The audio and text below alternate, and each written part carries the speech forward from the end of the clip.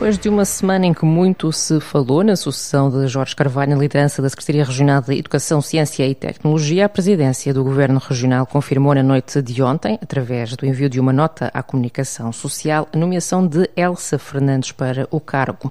Professora associada da Faculdade de Ciências Exatas e de Engenharia, Elsa Fernandes vai assumir a Secretaria Regional, sucedendo a Jorge Carvalho na composição do 16º Governo Regional. Esta quarta-feira, o presidente do Governo tinha apontado o anúncio da sucessora de Jorge Carvalho para a próxima segunda-feira. Na altura, Miguel Albuquerque não adiantava também se haverá alterações na orgânica do Governo, podendo pelouros, como os assuntos parlamentares, justiça e comunicação social, de momento tutelados por Jorge Carvalho, passar para outros titulares. Depois iremos decidir, na altura, em função da nova orgânica do Governo e em função do titular. Não é só a comunicação social é importante, mas temos também a justiça, os assuntos parlamentares e, portanto, em função do novo titular, vamos fazer a reconfiguração necessária para que o Governo continue a funcionar lá. Pode haver algumas alterações, mas isso depois, na altura, a partir do momento em que se faz a escolha, consoante o perfil do titular, nós vamos introduzir as alterações orgânicas necessárias. Aliás, isso sempre foi feito. O líder do Executivo Regional, que afirmava também que a função de um governante é ser político, não é ser técnico. Eu não tenho secretários técnicos, só tenho secretários políticos. E um dia que um político lhe diga que vai meter um perfil técnico no governo, tome cuidado. Porquê?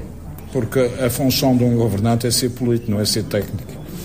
Mas a pessoa escolhida terá alguma experiência no mundo político ou será uma estranha? Isso depende. Eu já tive secretários com pouca experiência que foram sucessos. Muitas vezes há também pessoas que têm muita experiência quando vão para determinados cargos, não têm jeito nenhum. Portanto, isso depende de cada um. Isso não há uma norma sobre isso. Elsa Fernandes foi entre 2017 e maio deste ano vice-reitora da Universidade da Madeira. Também entre 2017 e 2025 foi membro do Conselho de Gerência da Startup Madeira, do Conselho de Administração da Arditi, do Comitê de Acompanhamento do Programa Regional Madeira 1420 e do Programa Regional Madeira 2030. Integrou ainda o Conselho Regional de Inovação da Madeira, que coordena a Estratégia Regional de Especialização Inteligente. Jorge Carvalho mantém funções como secretário regional até ao dia 12 de setembro, iniciando depois o período de pré-campanha como candidato à presidência da Câmara do Funchal.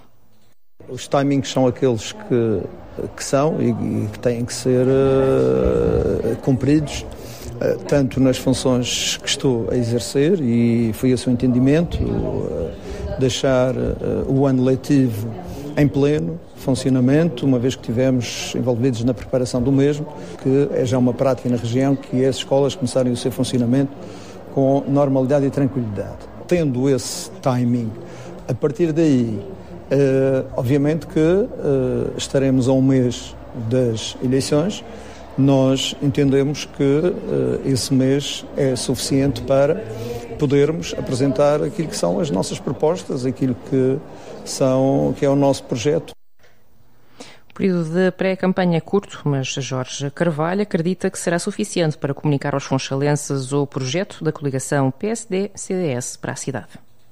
Nós não tivemos muito tempo para prepararmos todo esse processo, porque, como sabe, a situação da candidatura não foi uma situação, diria que, com um planeamento antecipado. Portanto, nós estamos, com o tempo que temos disponível, a preparar tudo para que, efetivamente, a tempo e horas, possamos nos apresentar à cidade e aos funchalenses. Essa apresentação vai acontecer no dia 16 de setembro, às 18 horas, no Jardim Municipal. Ontem decorreu o primeiro almoço de despedida de Jorge Carvalho das funções de governante. Mais de uma centena de pessoas, maioritariamente ligadas aos conselhos executivos das escolas da região, reuniram-se para um almoço de homenagem, onde Jorge Carvalho aproveitou para agradecer e fazer uma pequena reflexão dos últimos 10 anos à frente da Secretaria da Educação. Deixámos a educação melhor do que a encontramos, afirmou na altura o governante. Novos almoços estão marcados para os dias 12 e 13 de setembro. A criação de uma polícia municipal continua a ser uma prioridade para o Partido Socialista. Rui Caetano reafirmou que, com o PS a liderar a Câmara do Funchal, irá avançar com esta medida de modo a ajudar a garantir a segurança e o ordenamento do trânsito na cidade. As pessoas não se sentem seguras na cidade do Funchal. E, como é evidente, nós vimos quase todos os dias na comunicação social notícias de episódios de violência, de agressões, de destruição de bens públicos, de roubos, de assaltos, do aumento que se vê, é visível, das drogas e das toxicodependências na cidade do Funchal. Portanto, há um sentimento de insegurança. E a colocação das câmaras de vigilância não vieram resolver esse problema. Aquilo que nós achamos é preciso encontrar outros mecanismos para, em articulação com as câmaras de vigilância, conseguirmos naturalmente garantir uma maior segurança para a população e uma defesa também da nossa cidade. É por isso que, quando nós chegamos à Câmara Municipal do Funchal, nós vamos criar a Polícia Municipal. A Polícia Municipal que deverá trabalhar em coordenação com a PSP e com as câmaras de vigilância, articulando toda uma atividade e uma intervenção para que haja, na verdade, uma maior segurança na nossa cidade. O candidato socialista à Câmara do Funchal apontou também a importância que a Polícia Municipal pode ter na área da mobilidade, defendendo ainda a criação de medidas de controle de entrada de viaturas rent-a-car na cidade. Por seu lado, a candidata independente do JPP, Fátima Aveiro, apresentou um plano para a habitação pública na cidade. Um plano que considera ser de implementação urgente para resolver um problema que enfrentam muitos funchalenses. Há soluções, algumas já foram experimentadas, como é a transformação de alguns edifícios que já foram edifícios que prestaram serviços públicos e que já não estão a ser utilizados e serem convertidos para efeitos da habitação. O Governo Regional e o município têm prédios urbanos que podem ser reabilitados para habitação pública e existem verbas disponíveis para se poder fazer essa reabilitação. Portanto, vão existir no próximo ano verbas comunitárias destinadas à habitação. A própria Câmara Municipal do Funchal tem uma receita de cerca de 73 milhões de euros que pode ser canalizada para a habitação, porque essa receita provém do IMI e do INT. Fátima Aveiro falava após uma reunião de trabalho com a Ordem dos Arquitetos. A candidata defende o envolvimento das ordens profissionais e a aplicação dos seus conhecimentos técnicos no desenvolvimento de uma estratégia de habitação pública. Os elevadores históricos da Glória e do Lavra nunca foram fiscalizados pela Autoridade Nacional de Segurança Rodoviária, ao contrário dos ascensores da Bica e de Santa Justa. A notícia é da edição do Público deste sábado.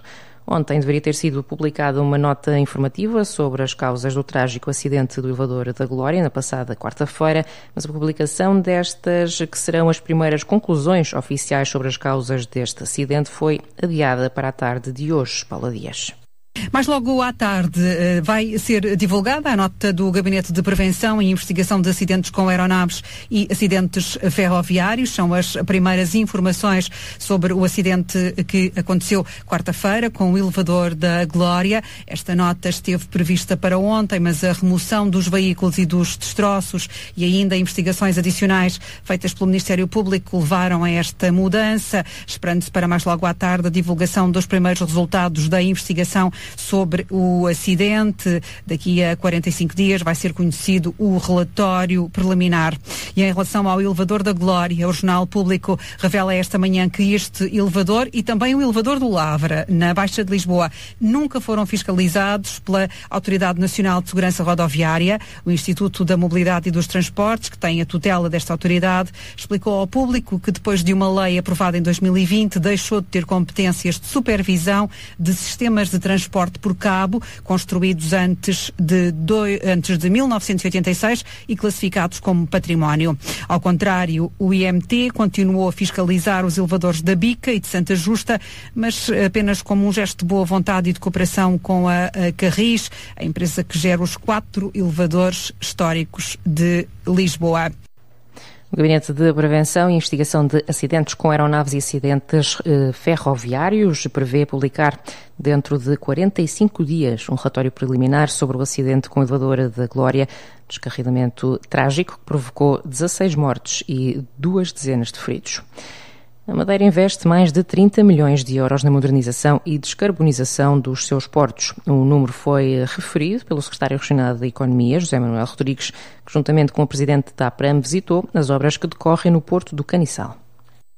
A região vai investir mais de 30 milhões de euros nos próximos 4 anos na melhoria dos seus portos, na requalificação, na expansão, na descarbonização.